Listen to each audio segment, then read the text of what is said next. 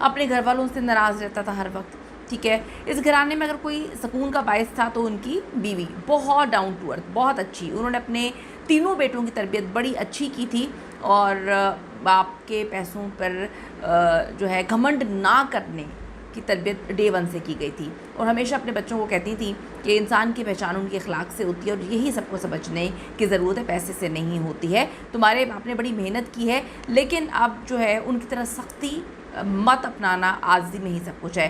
ماں کی تربیت اتنی اچھی تھی، تینوں بیٹے معاشرے میں تمیز اخلاق کی وجہ سے جاننے پہچانے جا رہے تھے، اور باپ کا جو بالکل اس کے اپوزٹ تھے.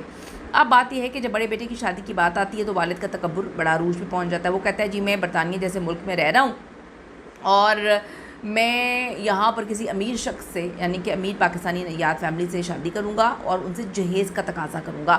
ناجائز مطالبات جو ہے وہ سامنے رکھتی ہے، بہت زیادہ پیسے کی ڈیمانڈ کی، گاڑیاں مانگی، گھر مانگا اور فرنیچر مانگا اور کیش بھی مانگا.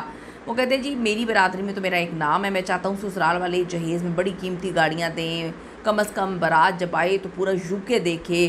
شرائط اگر پوری آپ نہیں کر سکتے تو بتا دیں، ہم یہ رشتہ نہیں کرتے، میرے بیٹوں کو کون سی کمی ہے. لڑکی والے اتنے امیر نہیں تھے، برطانیہ میں رہتے تھے، اور بڑی اچھی تربیت انہوں نے کی ہوئی تھی اپنے بچوں کی. عموماً آپ نے دیکھا کہ ان ممالک میں اچھی تربیت والی لڑکیاں لڑکے نہیں ملتے، تو آپ کو پاکستان آ کر جو ہے وہ پھر بے ڈھنگی شادیاں کرنی پڑتی ہیں کہ بیٹیوں کو یہاں پہ گاؤں دیہاتوں میں بیاہ کے چلے جاتے ہیں، اور پھر گاؤں دیہاتوں سے لڑکے وہاں پہ لے جاتے ہیں، تو پھر ویسی شادیاں نہیں چلتی.